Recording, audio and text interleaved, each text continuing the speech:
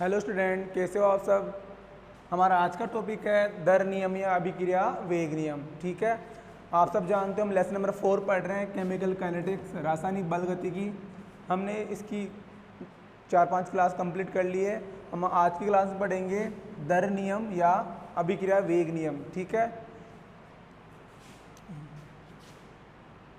इस नियम के अनुसार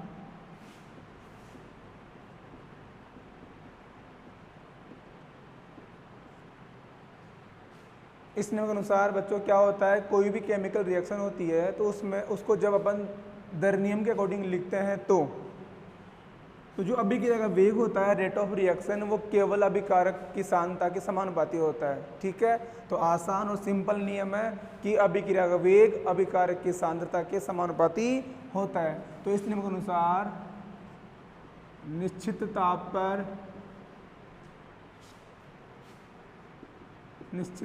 पर किसी रासायनिक अभिक्रिया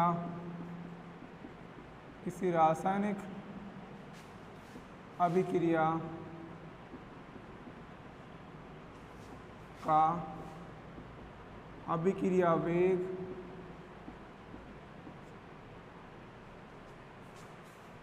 अभिकारकों की सांद्रता के समानुपाती होता है। अभिकारकों की सांद्रता के समानुपाती होता है। ठीक है स्टूडेंट्स, मैं एक बार रिपीट कर रहा हूँ इस नियम को। इस नियम के अनुसार निश्चित ताप पर किसी रासायनिक अभिक्रिया का अभिक्रिया वेग अभिकारकों की सांद्रता के समानुपाती होता है। कहने का मतलब है, जैसे आपके पास कोई रिएक्शन है बच्चों, ए से बना प्रोडक्ट, देखो अभिक्रिया है, आपको इसके लिए दर नियम लगाना है। तो दर नियम क्या होगा, दर नियम से, ठीक है, दर नियम क्या बोल रहा है बच्चों, निश्चित ताप पर किसी रासायनिक अभिक्रिया का अभिक्रिया वेग, और आप ये जानते हो वेग क्या होता है, आर। ठीक है, अभिक्रिया वेग अभिकारक की सांद्रता के समानुपाती है, तो समानुपाती का चिन्ह लगाओगे आप, और अभिकारक तीर से पहले होता है। अभिकारक आपके पास कौन है, ए, और सांद्रता है तो कोष्ठक में आएगा ए की सांद्रता। ठीक है, तो ये दर नियम है कि इस नियम के अनुसार किसी रासायनिक अभिक्रिया का वेग अभिकारक की सांद्रता के समानुपाती होता है। और हमेशा सांद्रता बड़े ब्रैकेट में आती है कि वो सांद्रता सक्रिय द्रव्यमान होती है। अब इस अभिकारक के पहले जो गुणांक होते हैं वो हमेशा स्क्वायर में जाएंगे, दर नियम के अकॉर्डिंग घातांकों में जाएंगे। जबकि अपने पहले पढ़ा था अभिक्रिया वेग और रस समीकरण मिति में संबंध, तो वहाँ पर किसी भी रासायनिक अभिक्रिया गुणांक हमेशा भाग में जाता था, क्योंकि अभिक्रिया वेग हमेशा प्रति मोल 1 मोल में ज्ञात करते हैं, इसलिए वहाँ पर गुणांक भाग में जाते थे। लेकिन दर नियम में गुणांक हमेशा पावर में जाएंगे, घातांक के रूप में लिखे जाएंगे। ठीक है, देखो सामने, तो इसके पहले कितना गुणांक है, 1 मानेंगे तो आएगा ऊपर 1। जैसे आप इस समानुपाती चिन्ह को हटाओगे तो आएगा नियतांक। ठीक है, तो मैं रिपीट कर रहा हूँ, जब भी आपको कोई रासायनिक अभिक्रिया दी गई हो और आपको दर नियम लगाना हो तो हमेशा अभिक्रिया वेग समानुपाती होगा अभिकारक की सांद्रता के, और जो गुणांक होंगे वो हमेशा घात के रूप में लिखे जाएंगे। ठीक है, जैसे आप समानुपाती चिन्ह को हटाओगे तो आएगा नियतांक, जो होता है वेग नियतांक या दर नियतांक, या फिर विशिष्ट अभिक्रिया वेग, विशिष्ट अभिक्रिया वेग। अभी अपने सामने लिख देंगे कौन किसको डिनोट कर रहा है। ठीक है, समझ में आ रहा है आपको, तो देखो सामने यहाँ आर तो है अभिक्रिया वेग,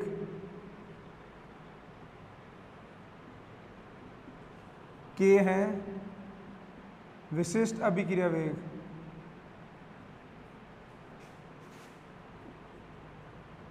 विशिष्ट अभिक्रिया वेग,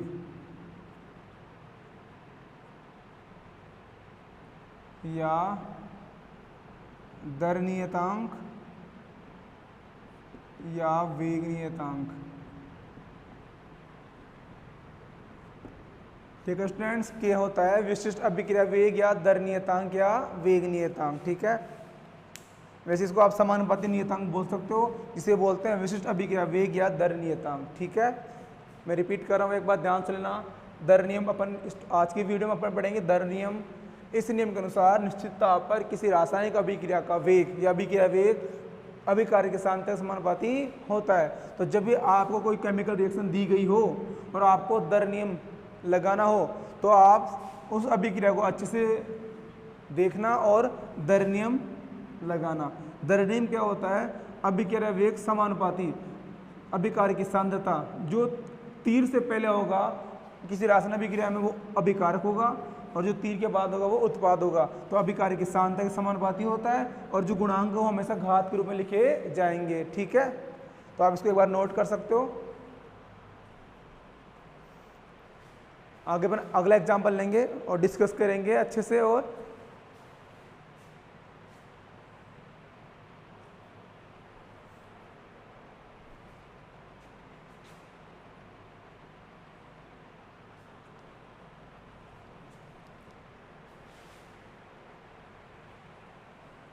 ओके स्टूडेंट्स, चलते हैं आगे।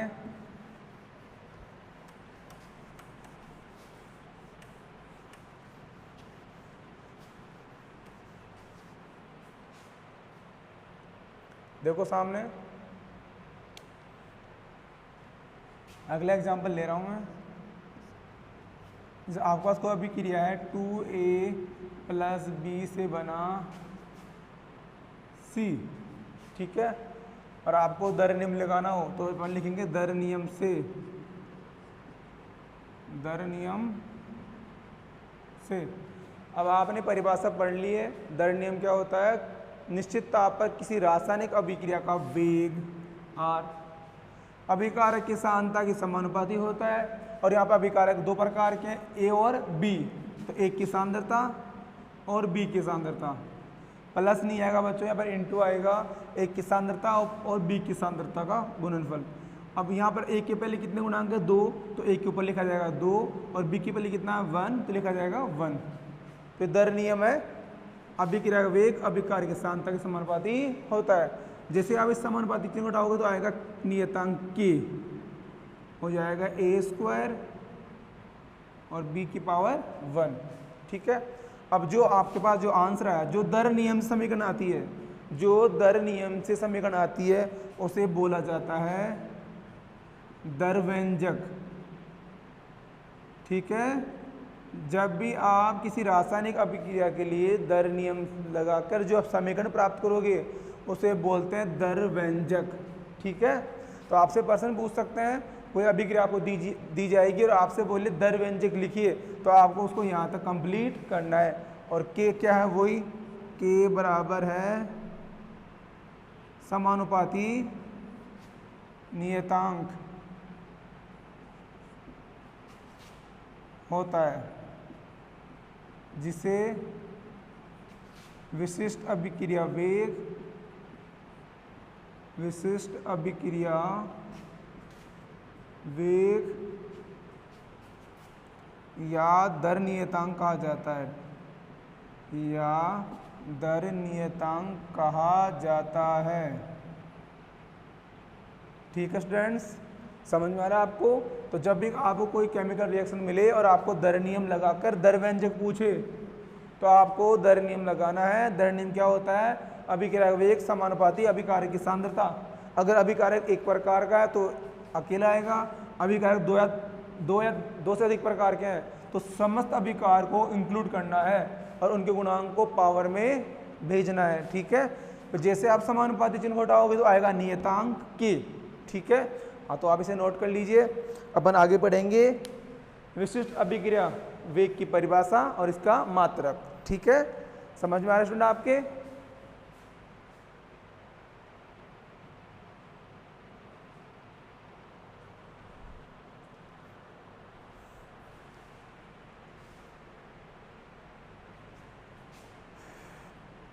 ओके स्टूडेंट्स, नोट कर लिया? अब आगे चलते हैं।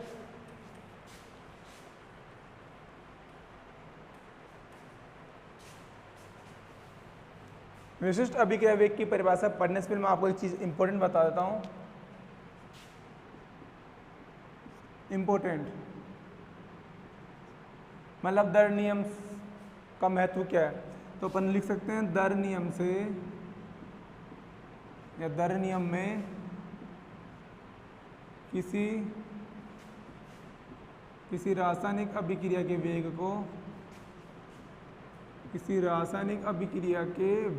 को अभिकारकों की सांद्रता के पदों में अभिकारकों की सांद्रताओं के पदों में व्यक्त किया जाता है, कहने का मतलब है जो आप जब दर नियम लगाते हो तो उसमें आप देखते हो केवल अभिकारक की सांद्रता ही लिखी जाती है, तो अपन बोल सकते हैं इस नियम के अनुसार अभिक्रिया वेग को केवल अभिकारकों की सांद्रता के पदों में लिखा जाता है।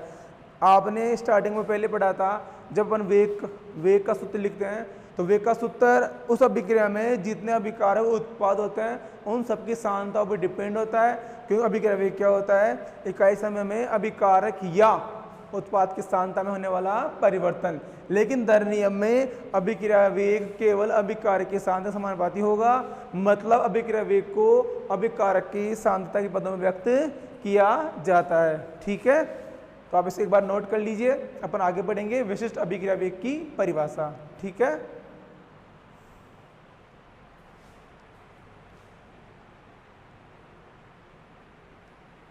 ओके स्टूडेंट्स,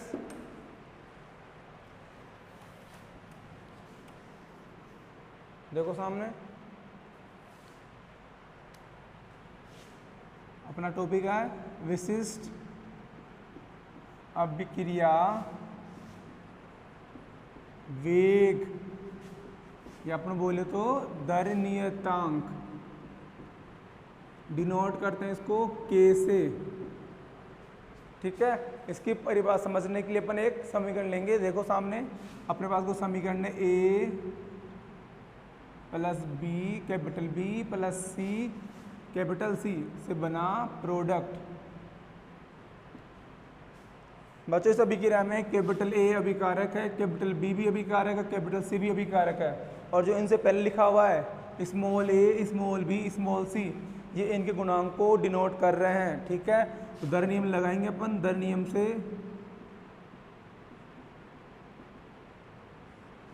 तो आप जानते हो अभिक्रिया वेग आर समानुपाती अभिकारक की सांद्रता, यहाँ अभिकारक ए बी है, बी भी और सी भी है। ए के ऊपर आएगा इस गुणांक ए स्मॉल बी और स्मॉल सी। ठीक है, कर्म से ए का गुणांक स्मॉल ए, बी का गुणांक स्मॉल बी, सी का गुणांक स्मॉल सी है। तो आर बराबर जैसे आप समानुपाती चिन्ह लगाओगे आएगा नियतांक के, तो ए की पावर स्मॉल ए, बी की पावर स्मॉल बी और सी की पावर स्मॉल सी।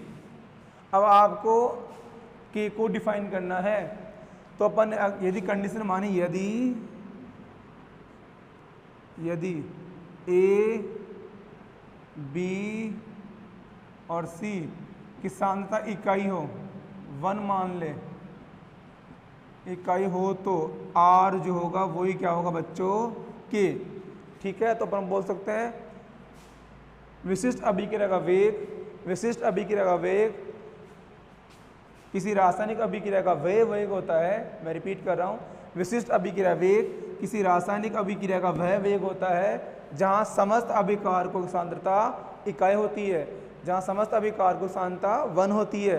देखो अगर सांद्रता 1 होगी तो सब कैंसिल आउट हो जाएंगे, तो जो आर होगा वही क्या होगा के, जो अभिक्रिया वेग हो वही क्या होगा विशिष्ट अभिक्रिया का वेग। ठीक है, तो इसकी परिभाषा लिखेंगे, एक बार से आप नोट कर लीजिए। मैं रिपीट कर रहा हूँ, आपको विशिष्ट अभिक्रिया वेग की परिभाषा लिखनी है। तो मैंने एक समीकरण ले ली अपने मन से, ए बी सी, ए गुणांक स्मॉल ए का गुणांक है, स्मॉल बी का गुणांक है, स्मॉल सी अभिकारक गुणांक है। दर नियम लगाएंगे, अभिक्रिया वेग समानुपाती ए की सांद्रता, बी की सांद्रता और सी की सांद्रता, और गुणांक हमेशा पावर में चले जाते हैं। जैसे आप समानुपाती चिन्ह को हटाओगे तो आएगा नियतांक के, वही क्या है दर नियतांक। डिफाइन करना है तो मैंने समस्त अभिकारकों की सांद्रता को 1 मान लिया, तो अपन बोल सकते हैं किसी रासायनिक अभिक्रिया का वेग ही विशिष्ट अभिक्रिया वेग होता है जहां समस्त अभिकारकों की सांद्रता 1 होती है। ठीक है, तो आप इसे नोट कर लीजिए एक बार, आगे अपन परिभाषा लिखेंगे।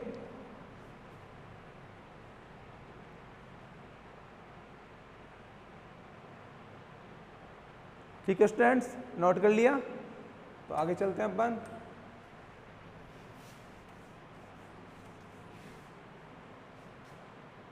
परिभाषा लिखेंगे अपन, विशिष्ट अभिक्रिया, विशिष्ट अभिक्रिया वेग किसी रासायनिक अभिक्रिया का, किसी रासायनिक अभिक्रिया का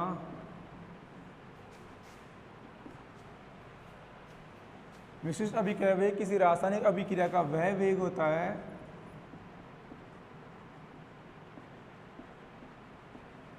जहां समस्त अभिकारकों की सांद्रता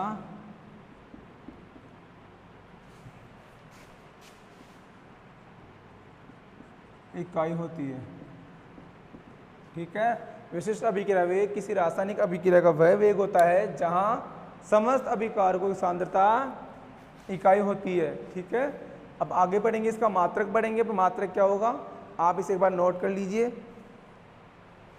आगे पढ़ेंगे मात्रक, क्योंकि आपको क्वेश्चन पूछ सकते हैं। जब हम पढ़ेंगे कोटि तो वहाँ पूछेंगे शून्य कोटि, प्रथम कोटि, तो वहाँ पर आपको उनके लिए दर नियतांक का मात्रक पूछ सकते हैं। जैसे प्रश्न पूछ सकते हैं शून्य कोटि अभिक्रिया के लिए दर नियतांक का मात्रक क्या होगा, तो कैसे याद करेंगे मात्रक? तो एक मैं कॉमन सूत्र बताऊंगा, उस कॉमन सूत्र में आप कोटि का मान पुट करके किसी भी अभिक्रिया के लिए दर नियतांक का मात्रक ज्ञात कर सकते हैं। ठीक है, देखो आगे देखते हैं अपन।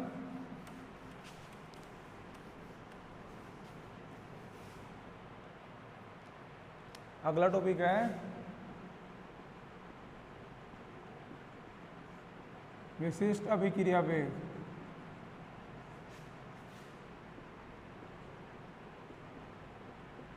का मात्रक। ठीक है, देखो माना मेरे पास कोई रिएक्शन है, ए से बना उत्पाद और ए की गुणांक है स्मॉल एन। दर नियम से आर समानुपाती एक की सांद्रता की पावर एन। ठीक है, समानुपाती चिन्ह हटाएंगे बच्चों तो आएगा नियतांक के। अब मुझे के का मात्रक याद करना है, तो के बराबर आर बटे एक की सांद्रता की पावर एन। ठीक है, अब तुम आर का मात्रक जानते हो, अभिक्रिया वेग का मात्रक क्या होता है बच्चों? मोल लीटर इनवर्स सेकंड इनवर्स। और ए, ये ए ब्रेड ब्रेड में सांद्रता है, तो सांद्रता का मात्रक तुम जानते हो बच्चों अच्छे से, सांद्रता होती है मोल लीटर इनवर्स। ठीक है, ठीक है बच्चों, सांद्रता क्या होती है? इकाई 1 लीटर विलेन में उपस्थित विलेय के ग्राम मोलों की संख्या, 1 लीटर विलेन में उपस्थित विलेय के ग्राम मोलों की संख्या। तो मात्रक का मोल लीटर इनवर्स, दोनों मान पुट करेंगे, mole litre inverse second inverse divide mole L minus 1, power में क्या है बच्चों? एन। ठीक है, तो इस पावर को सोल्व करेंगे आगे।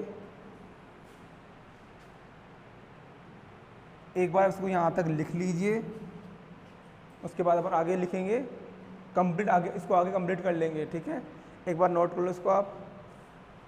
ठीक है, आप जानते हो वेग का मात्रक क्या होता है? मोल एल माइनस 1 एस माइनस 1।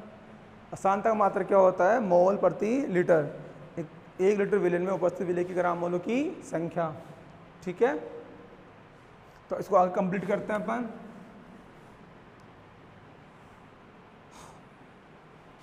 तो देखो K बराबर मोल लीटर इनवर्स सेकंड इनवर्स। जब इसको आप ओपन करोगे तो मोल की पावर n और लीटर की पावर माइनस n। ठीक है, अब ऊपर भी मोल है नीचे भी मोल है, तो इन दोनों को एक साथ कर रहे हैं। ठीक है, मैं उसको ऊपर ले जा रहा हूँ दोनों को, तो K बराबर मोल, ये बच्चों प्लस का है तो 1, कुछ नहीं तो 1 मानते हैं, ये इंटू हो जाएगा ऊपर जाके mole minus n।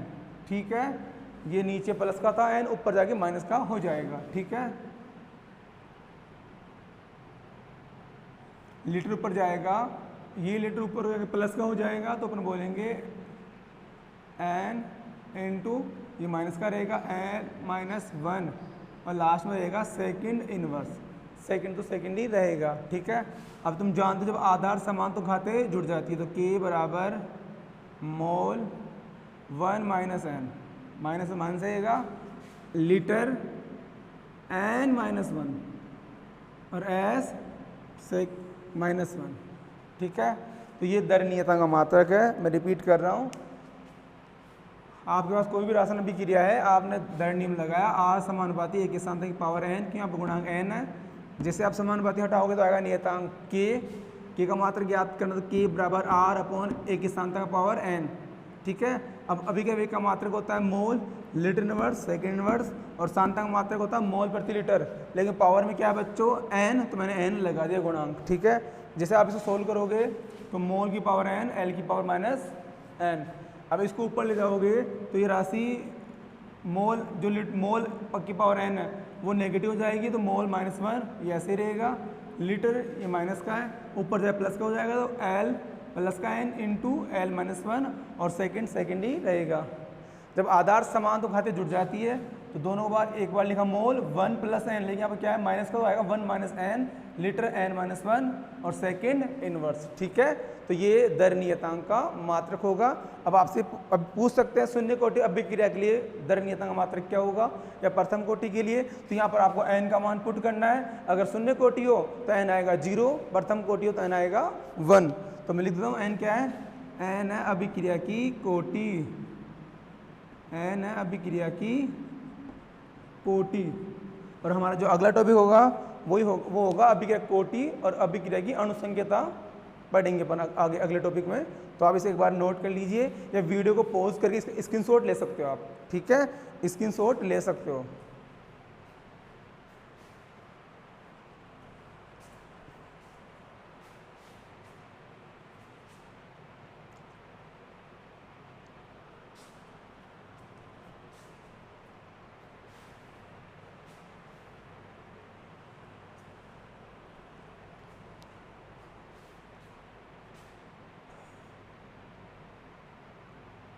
Okay students,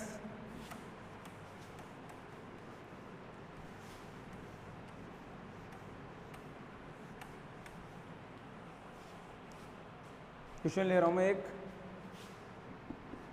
शून्य कोटि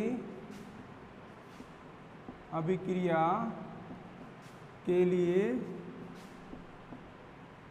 दर नियतांक का मात्रक होगा। तो देखो बच्चों, सूत्र लगाएंगे के बराबर mole 1 minus N litre N minus 1 second inverse. एन का मान बटा बोला है शून्य कोटि, तो एन बराबर 0, तो एन का मान 0 पुट करोगे तो जो मात्रक आएगा वो होगा शून्य कोटि अभिक्रिया के लिए के का मात्रक। के बराबर 1 में से 0 गया तो 1 ही बचेगा बच्चों, तो मोल 1 ये आएगा माइनस 1 और सेकेंड इनवर्स। ठीक है, तो ये शून्य कोटि अभिक्रिया के दर नियतांक का मात्रक होगा। ठीक है, तो जब भी आपसे शून्य कोटि, प्रथम कोटि या द्वितीय कोटि अभिक्रिया के बारे में पूछे तो आप एन का मान पुट करना जो आप कोटि बोली गई है, फिर जो मात्रक निकल के आएगा वो होगा उसके दर नियतांक का मात्रक। ठीक है,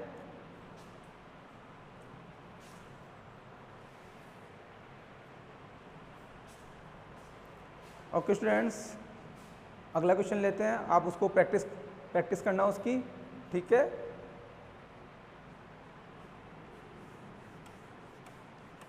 मैं ओनली कोटि बदल रहा हूँ बच्चों, तो आपको कोटि का मान जो मैं दे रहा हूँ वो पुट करना है। अपना प्रश्न है द्वितीय कोटि अभिक्रिया के लिए दर नियतांक का मात्रक क्या होगा।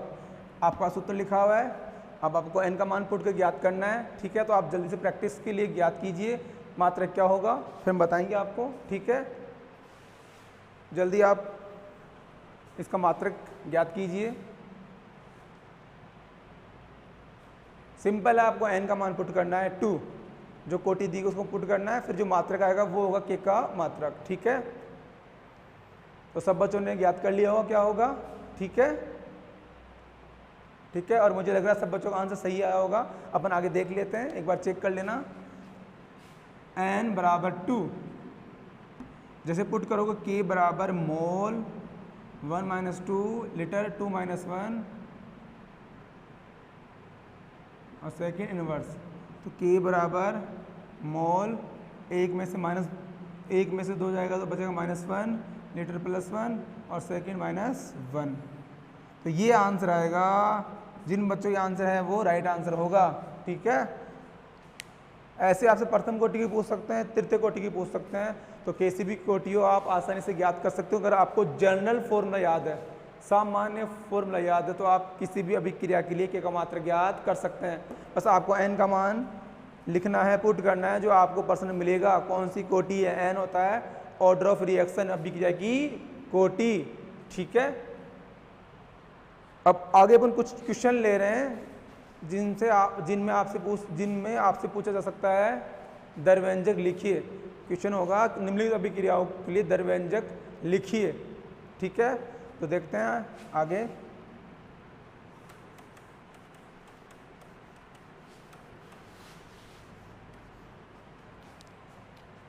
क्वेश्चन है निम्नलिखित अभिक्रियाओं के लिए दरव्यंजक एवं अवकलित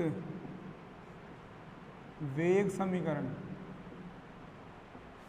लिखिए।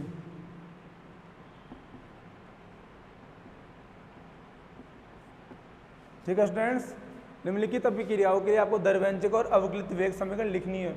अब आपने दरव्यंजक पढ़ लिया है, क्या होता है अवकलित वेग समीकरण, हम अब समझेंगे। देखो सामने एक क्वेश्चन ले रहा हूँ, पहला क्वेश्चन आपके लिए 2a +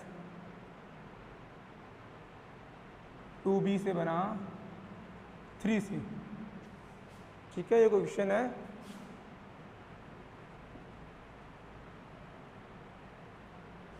देखो सामने सबसे पहले अपन लिखेंगे दरव्यंजक, और दरव्यंजक लिखने के लिए आपको लगाना है दर नियम। तो दर नियम से अभिक्रिया का वेग समानुपाती अभिकारक की सांद्रता, जैसे हटाओगे समानुपाती चिन्ह को आएगा नियतांक, जिसे बोला जाता है वेग नियतांक या दर नियतांक। तो जो ये समीकरण निकल के आई है वही किसको डिनोट करती है, दरव्यंजक को। ठीक है, अब जब आपको अवकलित वेग समीकरण लिखनी हो तो आंसर वही रहेगा जो दरव्यंजक है। बस आपको इस अभिक्रिया वेग का अवकलन करना है, मतलब अभिक्रिया वेग को अवकलन में शो करना है। क्योंकि तुम जानते हो अपने पढ़ा था औसत वेग और ताक्षणिक वेग। औसत वेग में जो परिवर्तन होता है वो होता है अधिक समय अंतराल के, तो वहाँ पर लगाते हैं डेल, और ताक्षणिक वेग में जो परिवर्तन होता है वो कम समय अंतराल की होता है, मतलब कुछ क्षणों के लिए होता है, कुछ पल के लिए होता है, इसलिए वहाँ पर लगाते हैं डी। तो यहाँ पे हम लगाएंगे डी। तो मैं लिख रहा हूँ अवकलित वेग समीकरण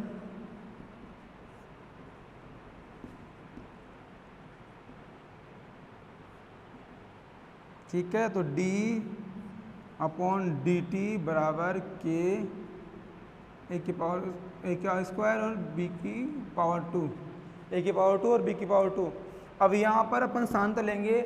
अगर सांता आप a को आधार मानते तो कोष्टक में a आएगा, b को आधार मानते तो b आएगा, c को आधार मानते तो c आएगा। ठीक है, लेकिन यहाँ पर अब कभी नहीं बोला जाएगा कि किसको आधार मानना है। तो जब भी आपको अवकलित वेग समीकरण लिखनी हो तो आप हमेशा उत्पाद को आधार मानोगे, और माना उत्पाद सांता x है, माना उत्पाद सांता x है, तो हमेशा आपको अवकलित वेग समीकरण में dx/dt लिखना है अभिक्रिया वेग के स्थान पर।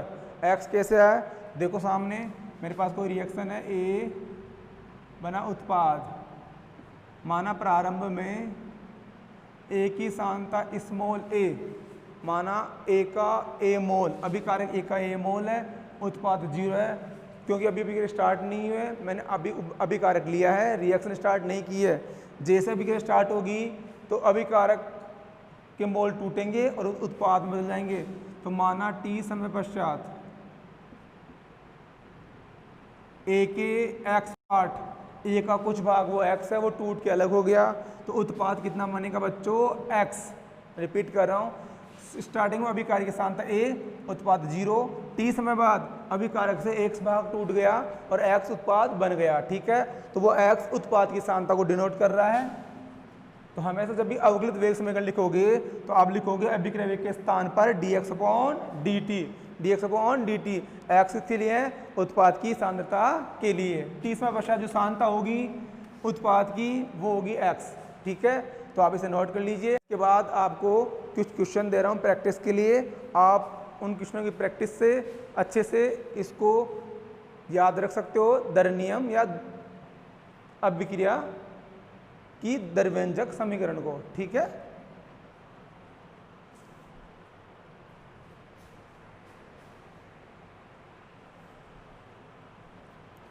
ओके स्टूडेंट्स,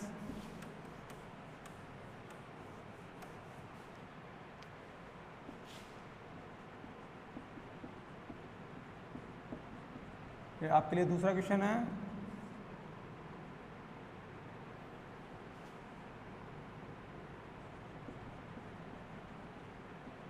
तीसरा क्वेश्चन, फोर्थ क्वेश्चन दे रहा हूँ आपको मैं, ठीक है स्टूडेंट्स। मैंने आपको कुछ क्वेश्चन दिए हैं, आप इनसे प्रैक्टिस करना, दरव्यंजक और अभिकलित वेग समीकरण याद करने की, ठीक है। आगे अपन पढ़ेंगे अगले वीडियो में, ठीक है। आज के इतना ही। Okay students.